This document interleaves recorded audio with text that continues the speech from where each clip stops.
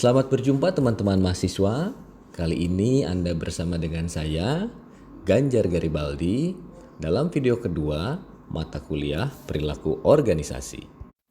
Teman-teman sekalian, pada pertemuan kali ini pembahasan akan diutamakan pada dua topik utama yang terdiri dari 1. Emosi dan suasana hati. 2. Kepribadian dan nilai. Baiklah, kita mulai dengan topik pertama, yaitu tentang emosi dan suasana hati. Apa itu emosi dan suasana hati? Emosi adalah perasaan yang sering disebabkan oleh peristiwa tertentu atau stimulus, di mana bersifat intens, terpisah, dan berumur pendek.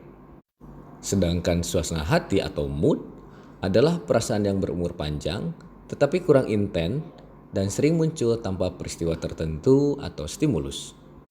Teman-teman, emosi terbagi menjadi dua. Ada emosi positif dan ada emosi negatif. Ingatlah, emosi tidak bisa netral. Jika menjadi netral, itu berarti tidak emosional. Dalam konteks kerja emosional, emosi yang dirasakan bisa ditampilkan dalam bentuk acting permukaan dan acting yang dalam. Apakah itu acting permukaan? Acting permukaan adalah menyembunyikan perasaan seseorang dan melupakan ekspresi emosional sebagai tanggapan untuk menampilkan aturan. Sedangkan acting yang dalam mencoba mengubah kebenaran perasaan seseorang berdasarkan aturan tampilan. Dalam konteks teknik regulasi emosi dapat dilakukan dengan 4 teknik. Pertama, penekanan emosional. Kedua, penilaian ulang kognitif. Ketiga, berbagi sosial. Dan keempat, memberikan perhatian pada kejadian yang sedang terjadi. Sebagai simpulan dari topik kedua ini, pada pengelolaan SDM terdapat emosi dan suasana hati. Emosi dan suasana hati telah terbukti relevan untuk hampir setiap topik perilaku organisasi lainnya. Teman-teman, sekarang kita akan masuk kepada topik kedua, yaitu tentang kepribadian dan nilai.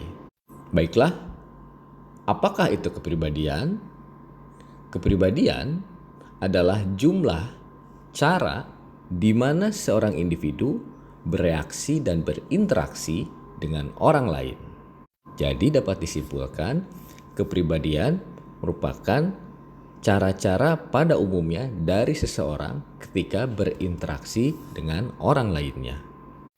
Dari manakah kepribadian terbentuk?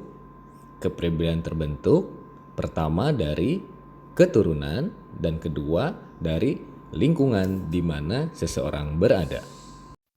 Teman-teman, untuk mengidentifikasi kepribadian dari seseorang, kita dapat menggunakan alat uji psikologi bernama MBTI yang dapat digunakan untuk menjelaskan seperti apa kepribadian seseorang pada suatu organisasi.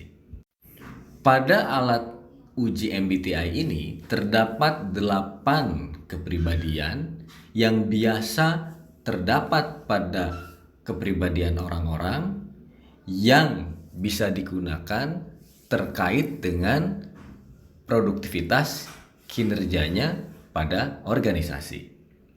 Teman-teman, selanjutnya kita akan membahas nilai sebagai pembentuk kepribadian. Apakah itu nilai? Nilai adalah keyakinan dasar yang spesifik atas cara perilaku atau keadaan akhir yang lebih disukai baik secara pribadi ataupun sosial daripada cara perilaku atau keadaan akhir yang berlawanan dari keberadaan. Dari pengertian tersebut terdapat 2 kata kunci. Pertama, cara perilaku. Cara perilaku dalam sistem nilai dikenal sebagai nilai instrumental. Dan satu lagi, kita mengidentifikasi ada keadaan akhir yang dalam sistem nilai dikenal dengan nilai terminal atau hasil akhir. Teman-teman, setelah kita membahas materi kepribadian dan nilai, maka dapat kita simpulkan beberapa hal penting untuk kita perhatikan. Pertama, setiap sifat memiliki kelebihan dan kekurangan untuk perilaku kerja, dan tidak ada konstelasi sempurna terkait sifat yang ideal dalam setiap situasi.